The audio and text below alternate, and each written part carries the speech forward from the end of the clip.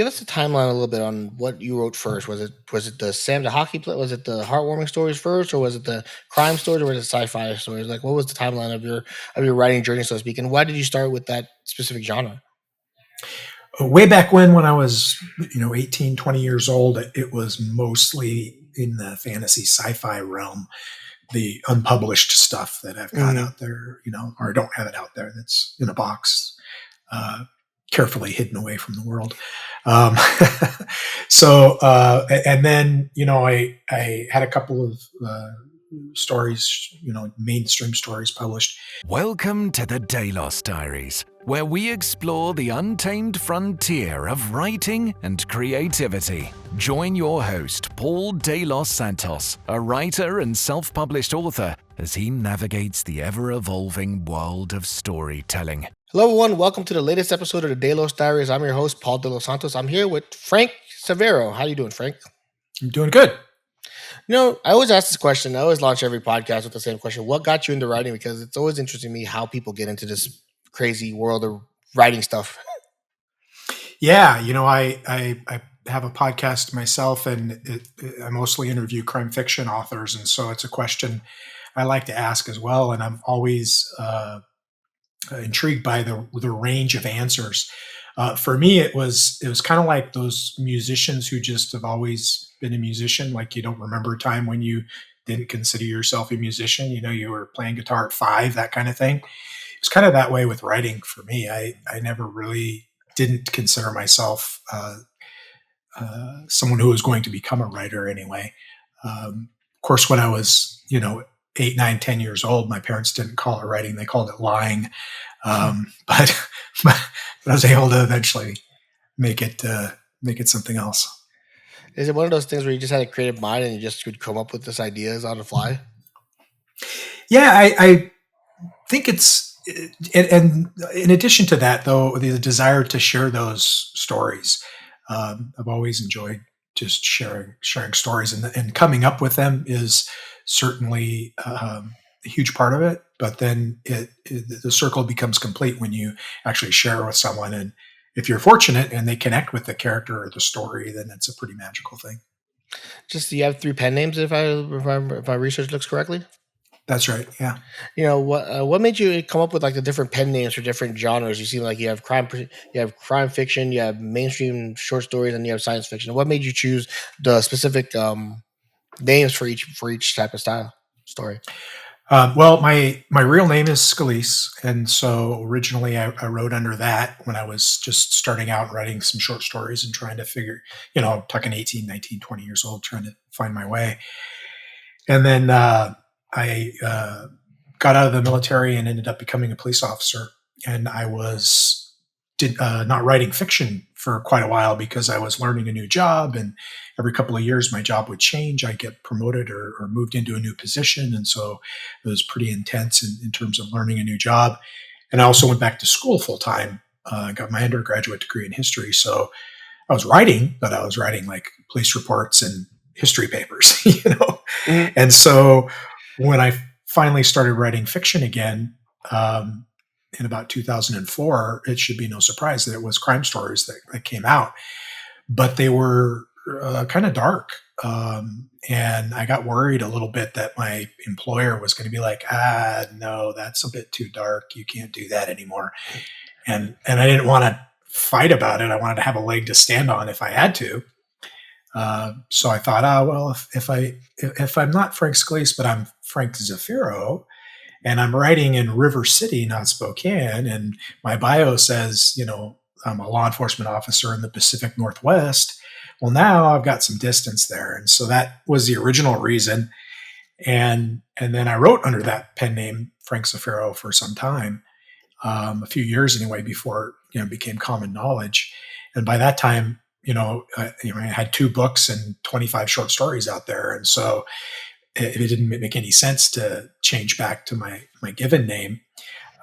So I didn't start using my given name until I wrote stuff other than crime fiction. And so when I wrote a novel about a hockey player that was more mainstream humor, heartwarming humor, I decided I should use my given name for that. And the middle grade hockey books that I wrote, the Sam the Hockey Player books, those are under my given name. And I did that because I didn't want, it was exactly the opposite kind of, I didn't want people who read Frank Zafiro crime fiction, expecting gritty crime fiction and reading a comedic story about a guy going through a middle-age crisis or some kid learning how to play hockey. I mean, they'd be like, what? And so you could probably see where the story's going. And by the time I started releasing the science fiction a couple of years ago, I didn't want either of the readers from either of those different types of books picking up a sci-fi and going, what is this space travel stuff? Then where's the car chase and the arrest? Where's the ice rink? Or whatever. So I went with a third pen name. And Saverio is just my middle name, so it was pretty easy. It's funny. It's funny that you mentioned that having different types of. Do you feel that's kind of helped you kind of differentiate what you're writing in terms of like based on a pen name? Because it just feels like, for me, I like you, like many genres and everything else, but it just feels like using one name kind of can kind of just make it a little confusing a little bit for the reader if they're expecting one thing to give it another thing. Does that kind of what your mindset was like for that? Yeah, absolutely. And readers are smart when they want to be. I mean, they can, if they're not paying attention, they're kind of dumb, right? But we all are. But when they're paying attention, they're smart. But, the real challenge today, as you well know, is getting noticed, right? And so people, they gloss over pretty quickly. And if they want crime fiction and they pick up your crime fiction book thinking it's going to be, and then it isn't, that's a bad thing for the relationship. If they're looking for whatever it is you're writing and they see the name that's associated with crime fiction, they might skip right over it and not read the science fiction because they're thinking you're writing a police story or something. And so I felt like it would be clear to readers and it would keep people from being dissatisfied. I never want somebody to pick up a book that wants one thing and gets something completely different because they're never going to go away happy. And as you know, nobody ever writes about how unhappy they are on the internet. So yeah, it's kind of funny how that works out, right? Just overall, just when you came to, you mentioned your crime stories. Are they influenced by like stuff that you encountered as a police officer, or you just come up with them based on the scenarios that you were running into? Yeah, definitely. I made a real strong effort to hardly ever, almost never, have a one-to-one sort of equation where this happened and I wrote about it like it happened. And so instead of taking like a whole big incident or a whole big case or even a single scene and transplanting it, and slightly fictionalizing it, more what I did was I plucked little tiny details from here and little tiny sentences somebody might have said from here and an attitude that a criminal had from over here. And because it was almost like going through the buffet line instead of ordering the meal, right? So by the time you get back to the table, it doesn't look anything like, any one of those things. It's something completely different. But there's inspiration from how this cop carried himself or how this guy committed this crime or how this witness remembered an important fact or things like that. And then of course there's the things that you experience. I mean, if you've never been inside a police car, you don't know what it smells like, and it has a smell. So it's not necessarily unpleasant or anything, but it has a specific, sensory input to it. What it sounds like to be in a police car and so forth. And so I definitely drew on those experiences pretty heavily. And I was fortunate too, because I spent about the first half of my career doing the job. So I was a police officer, I was a field training officer, I was a detective, I was a corporal. And so I got to experience the boots on the ground, heavy lifting of those particular jobs. And then about halfway through my career, I became a sergeant and moved into leadership positions. And a lot of the units and people that I had command of in the leadership phase of my career were things I never did as a line officer. So I got to be the K9 unit commander. I was never a K9 handler. So I learned a lot about the dogs and got to see them in action. And so that is something I've been able to bring into my writing with a little bit of authority compared to if I had never gone in, never been the commander. Same thing with SWAT. Same thing with a few other positions. And so I don't want to say I know more than I should, but I'm familiar with way more than I would have been Yeah. if I had worked in one job the whole time. So that's been very fortunate. So how much research do you do before you start writing? Is it one of those things where you have to research a ton, or do you when you're writing a crime procedural, or is it one of those you just know what you're doing? Not a ton of research for the police work. The stories that have to do with that, which several of my, it's like 5 or 6 of my series are in that general crime fiction genre, and I usually don't have to research much of anything, at least not to get rolling. I may occasionally come by something and be like, oh, how's that work? I don't want to get that wrong, and so I'll reach out to somebody and make a clarification, or make sure I've got it right, or find out I've got it wrong and then get it right. But the research I lived a lot of it, so the research isn't as tough for me as it is for folks that have never been in the profession. In fact, I probably spend more time being a resource to other writers than doing research myself on this topic. Oh wow, that's a good place to be. I mean, it feels like right now I'm working on a cyberpunk samurai story, so it's kind of like, Oh, cool. I'm neither one of those things, so it's going to take a lot of research. So that's where I'm at right now. So samurai that's a fascinating subculture. If you yes, really explore it, that's a pretty cool. That's a neat combination. It is. It's been fun to kind of outline and kind of create a little bit. But speaking of outlining, are you a pantser or a plotter? Do you plan them out, or are you riding off the seat of your pants a little bit? So I used to always write off the seat of my pants, and now I outline a little bit more. I laugh when you say that because I've had this conversation a lot of times, and another writer that I know who does outline, he said everybody outlines. He said everybody. It's just that people who call themselves pantsers, their first draft is their outline. Because they end up having to go back and fix a lot more than the people who outline first. And the reason I think I outline more though now is when I wrote collaboratively, and I've written maybe 16 or so books with 4 different writers. You can't pants that. You have to at least have a bullet point outline so you both know what compass direction you're going and what destination. We're heading east, and Albuquerque is where we're going. So if you want to take a side street or something, we can live with that. But you can't start heading north up to Seattle because that's not the plan. And I found that I kind of liked having that bullet point outline, just the high points, and I still got to explore at the individual scene level. And if a great thing occurred to me or whatever, I could run with it, but I still had some structure. So, what about you? Are you an outliner? I'm in the middle. I'm literally in the middle. Like Yeah. I will outline quite a bit, but at the same time, I will do discovery writing a lot. And it's kind of funny how that works out. It's just like I used to be someone who used to just write just free will, and then next thing you know, it's slowly like okay, I don't want to do as much editing anymore. I'm like in developmental edit, so I Yeah. want to be more like focused and everything like that. So I'm kind of in the middle. Like when people ask me, I'm like like I think most writers will fall in the middle. And I think I think at some point I think you kind of see the value of both sides over the long term. So it's Yeah, fun. and It's you fun doing can. both. It really is, and if you know the story really well, then why not outline it, right? If you know where you're going and have it, have the structure there and have your notes and everything. If it's a story you're not too sure about, maybe that's when you do a little bit of that, what you call discovery writing. Do that pantsing, and maybe you'll find it that way. I mean, Mm-hmm. I think that people get hung up on, especially beginner writers, but I know very experienced writers who do too.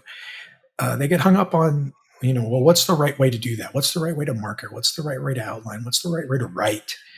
And, should I be a hybrid author or an indie author or a traditional author? All these things. And I'm firmly of the opinion that what works for you is the right way, and nobody should be telling you otherwise. So go with it. Like if you're in the middle, you're in the middle. if you're one way or the other, go with it. Why not? I mean, if it's everybody's journey is different, to not to get too metaphysical, but it is, and so Mhm. that's kind of my philosophy. Are you self-published, indie, or traditional, or hybrid? Right now, I would say indie. I mean, I have one series that's with a traditional publisher. It's a closed series; it's done. But outside of that, I independently publish everything, and that's what works for me. I mean, I like the control. I like to have final say on the cover. I like to have final say on the edit. I like to decide what I'm writing next, and that kind of thing. And so, but with that comes a whole lot of work and financial responsibility. So it's like Mhm. it's a double-edged sword. Yeah. So, what has your been experience? Because I talked to a lot of self-published authors. So, what has your experience been like with the traditional side? It's been mixed. I've had experience with I'd have to go back and count, but at least half a dozen different publishers, and I've had a great experience with. Others that started out great and went sour. Sometimes because of finances, sometimes they just kind of, I had one publisher that overextended and ended up going under, and so that's unfortunate, but it is something that happens. Um, and so it varies by publisher. The one thing that I think where I ended up with, like philosophically, when I was partially publishing my own work, so I was indie. I was hybrid because I had independent published stuff and I had stuff with a publisher that is a good publisher, but they weren't really marketing a whole lot at all. And so I kind of, when I sat down and did a pros and cons look at it, I came up with the idea that the only two things really that a publisher can do for you that you can't do for yourself pretty easily, because you can hire an editor, you can hire a cover artist, you can hire a formatter, you can do all that.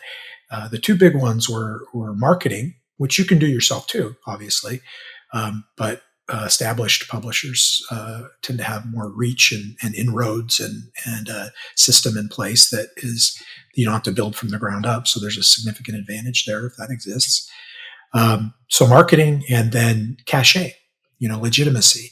To some people, a good number of them, it matters that A, you're traditionally published, and B, who with, and that can bring some weight to your work. And I was with the publisher, as a good publisher, but they weren't really advertising or doing any marketing outside of like announcements on their Facebook page.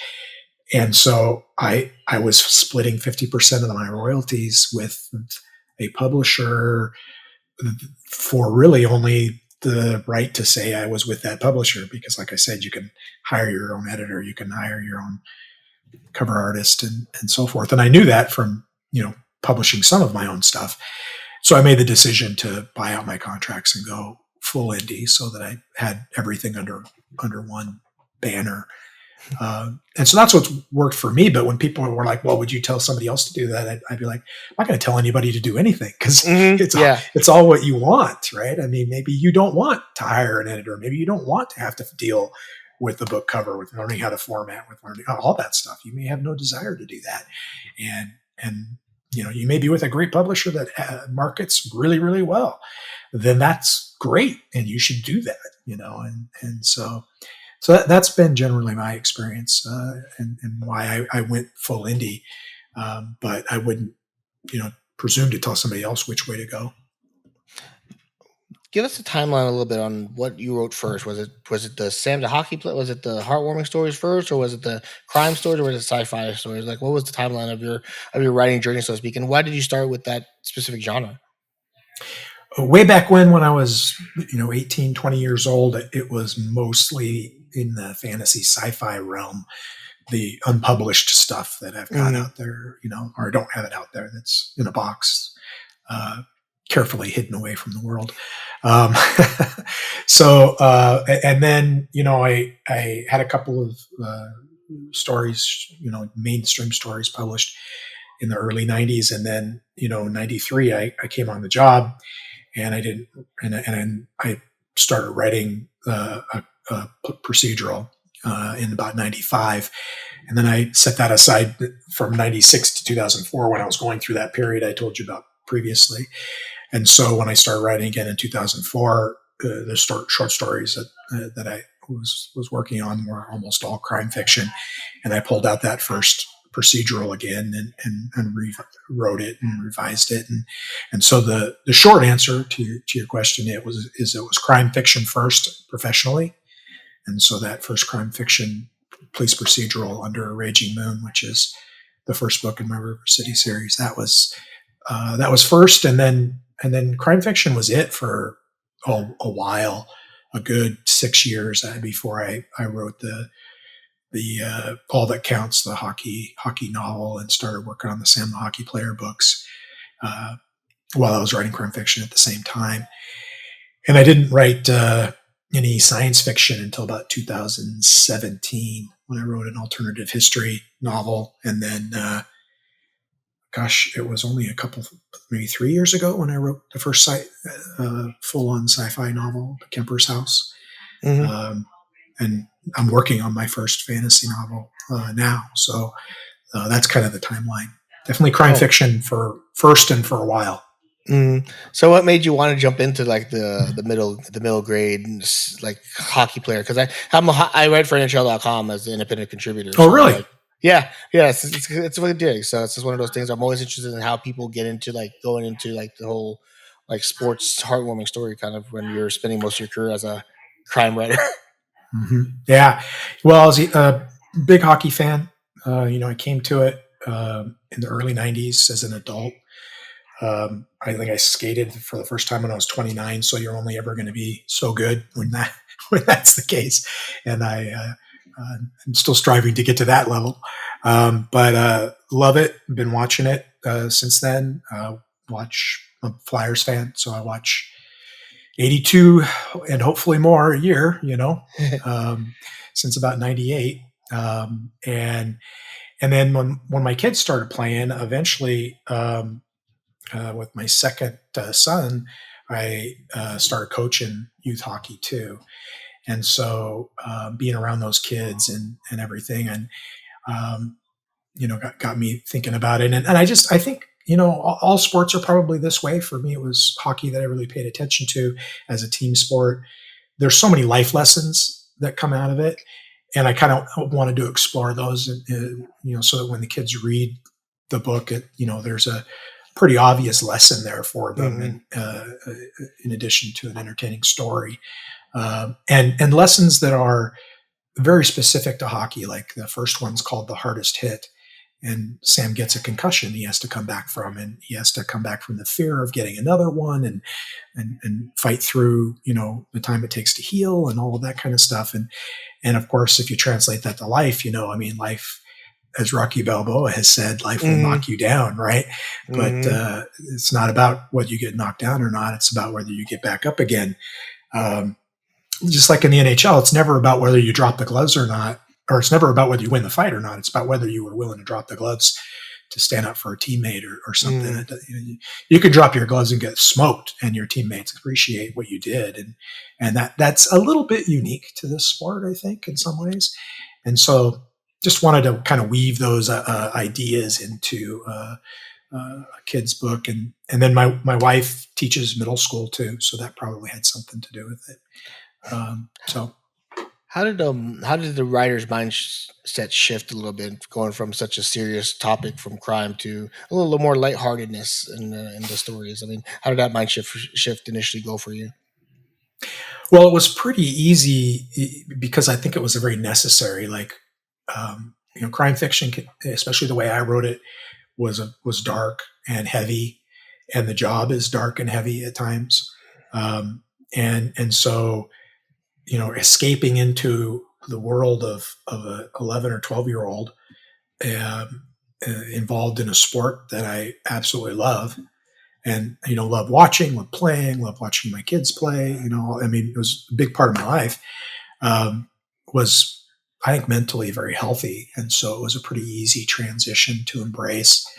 It gave me some place to go where I could be, a little different person. I mean, the novel that I wrote, the hockey novel that I wrote, All That Counts, is about a rec league player who, instead of his midlife crisis involving a Corvette or a 23-year-old blonde, he transitions to playing goaltender, which is something that I did too after about 10 years of rec league. And so I got to, explore all the fun of beer league hockey and then that transition. And, when you're in a profession like policing, and I think doctors and priests, and I mean, there's a lot of professions like this. That's how people first identify you. So you're Frank the cop. That's how they think of you. And even when I was playing hockey on team, yeah, I'm on the team with you, but I'm still Frank the cop who's on your hockey team. And moving to goaltender and writing, I mean, it was, I love my career in law enforcement. I'm proud of my career. It gave me many things, but it's also a good day when people thought of me as Frank the goalie, or now they think of me as Frank the writer, the author. It keeps you from feeling quite so pigeonholed, if that makes sense. Mm-hmm. Yeah. It seems like a lot of your stories come from personal experience. So how important is that personal experience when it comes to like writing for deeper themes and motivations? Like, it's one of those things, like I mentioned before, I've never been a samurai and I don't live in a cyberpunk world quite yet. But I mean, how important is it driving the personal experience of what you're experiencing internally important to kind of translate it to, like, even if you're not, let's say, like an 11-year-old or 12-year-old boy. Mm-hmm. But you were at one time, right? And I spent time around them coaching and everything. And so that helped. I think that good stories have they have a sense of universality to them. Like everybody can identify with what that character is going through. I mean, you may have a cyberpunk setting with a samurai character, but the people should be able to identify with that, even if it's completely different than their own experience. And I think the way you accomplish that is you distill down to those things that are universal. And so, you may never have touched a sword, but you know what it's like to feel shame, Mm-hmm. or pride, or desire revenge, or be wronged. And so I think if you tap into those universal experiences at a very, very basic level of, and drill down to that, and then as you tell the story, even though those very basic experiences are manifesting in a setting or in a way that you're not even remotely familiar with, you can still understand it because it starts in a place of understanding, of mutual experience.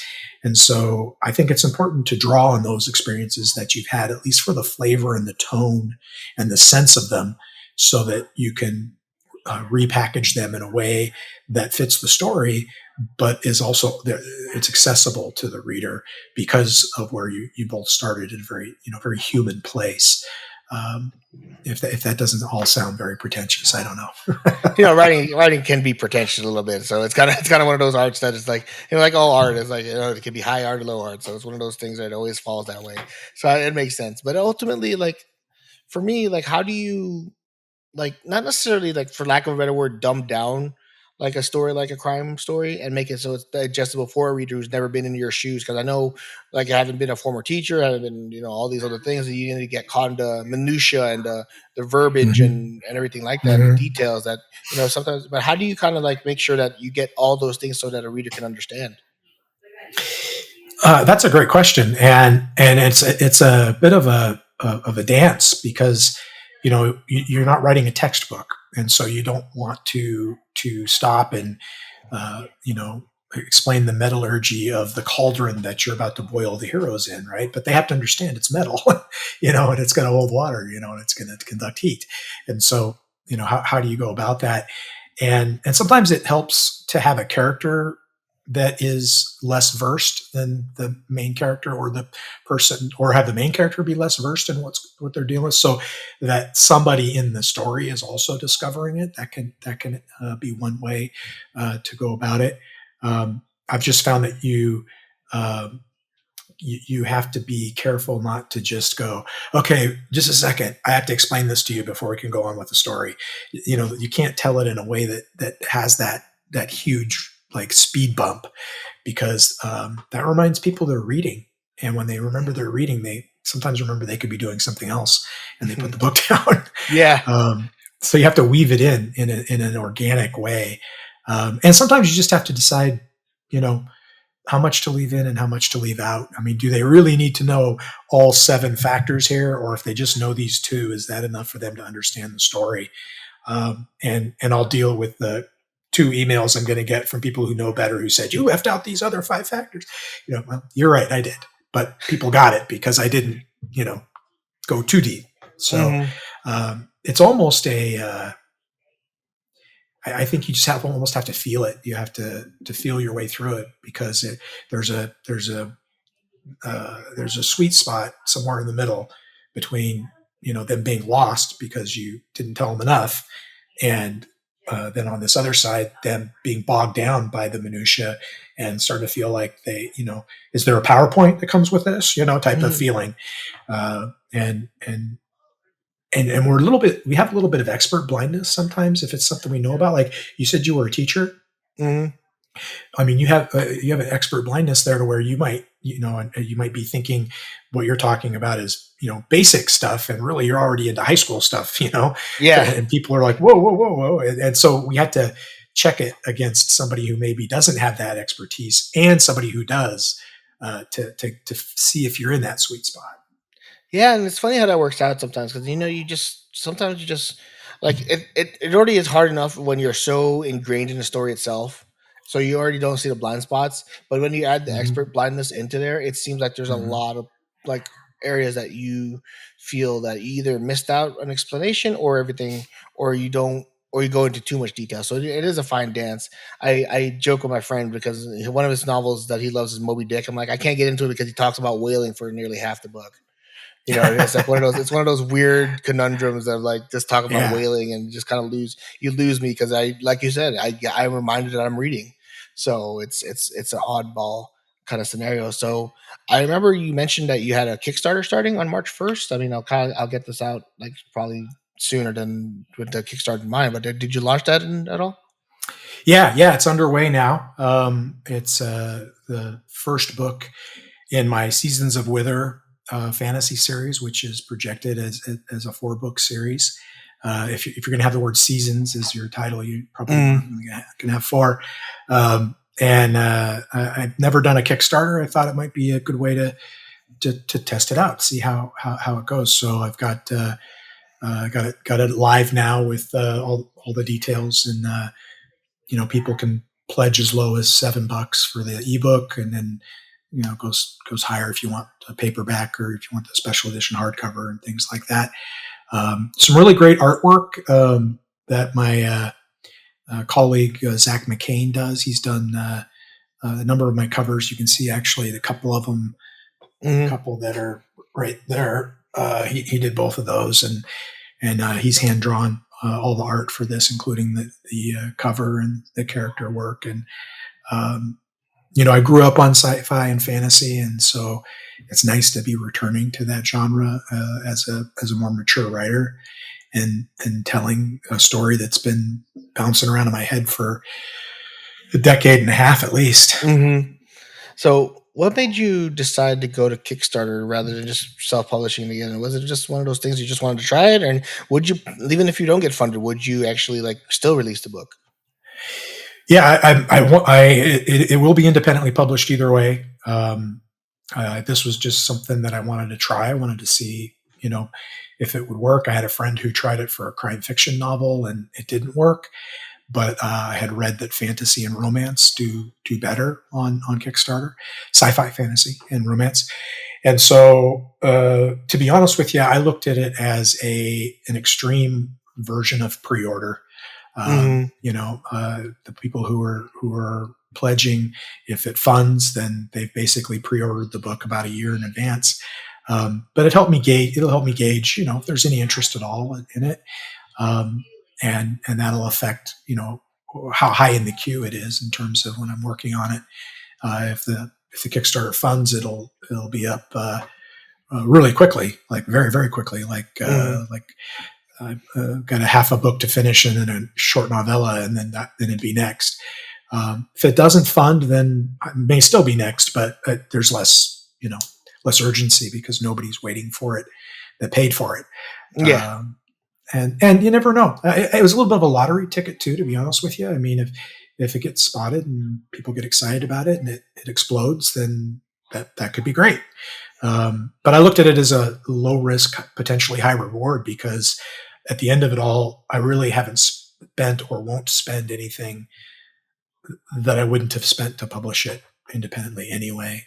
Just time, which is valuable, but not money. So it was pretty low risk to give it a go. And so we're recording this on the 4th, and it launched on the 3rd, and it's over a third of the way funded already. So it's getting doing all right so far. Yeah, so yeah, it's one of those oddball things where Kickstarter is like you'll see a push at the end and a push at the beginning. It always works out that way. So, like, how do you leverage your current like readership to kind of support this kind of endeavor? Because it is a crowdfunded thing. So, how do you kind of like build a newsletter and author following to kind of allow you to do this? How do you do that? Yeah, that's tough because I'm discovering.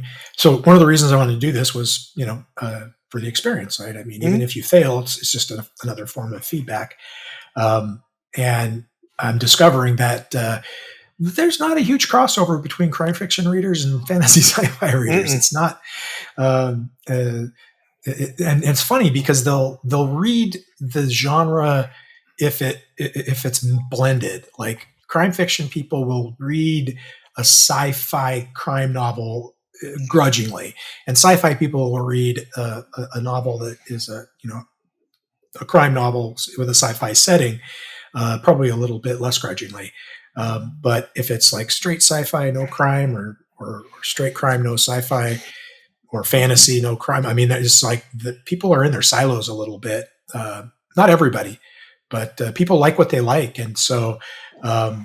So I put a Facebook page together for the book and for the Kickstarter, and I'll start a newsletter for it. But I'm finding that the existing newsletter for the crime fiction readers, I mentioned it as an item in the newsletter, but not a lot of interest to be honest with you. It's just it's like asking hockey players hockey fans to go to a football game when they don't like football or something. It's like people want to go to a hockey game, they want to go to a hockey game, and so you got to respect that. So, like, is that where do you think the challenge of having 3 different like styles and interests kind of comes into play a little bit? Where you're trying to build an audience, but then you have 3 different audiences, and it's kind of like it's a double-edged sword. It feels like when it comes to like building you an are audience. so correct. You're so correct. It absolutely. You are almost starting from scratch when you move from one big genre to another, especially if you have a different name for them. And I mean, not entirely. Like I have the Code 4 Press bookstore; it's there, right? So when I write a book in the sci-fi or fantasy genre, as Frank Saverio, well, it goes on the same place. I already have all the books with for Frank Zafiro, so that infrastructure is already there. But from a marketing and fan base standpoint, like you say, you're bang on with it. You kind of have to start from scratch. I mean, even the Facebook groups that you go to and the Reddit subreddits that you hang out in, and I mean, are all totally different. And you're starting not quite from scratch, but you are definitely starting. It's a whole new startup, and so you have to remind yourself of that, and go from there. So where can people find your works? We got about a minute left, so where can people find you and get more information about you? Well, my crime fiction work is at frankzafiro.com, Zafiro, frankzafiro.com. Sci-fi and fantasy at franksaverio.com. That's Saverio, franksaverio.com. And then frankscalise.com is where the mainstream stuff is at. I'm on Facebook under those names, still on Twitter for the time being, and on Instagram as Frank Saverio 370. And they can find me on Kickstarter right now. So Frank Saverio, The Seasons of Wither, A Burnt Summer is the name of the first book. Oh wow, sounds like a great one. Thank you for your time again. I really appreciate you just jumping on here and just overall chat with me. I really, it's one of those things where I always love. I'm hoping that everyone I host is having a good time and just likes to talk about their craft and everything. So I hope you had a good time, and I'd love to have you back at some point in the future just to talk about like your next writer project. So, yeah, thanks again for chopping on. No, thanks a ton. I really appreciate it, and I'd be thrilled to come back at a later date. All right, well, thanks, Frank.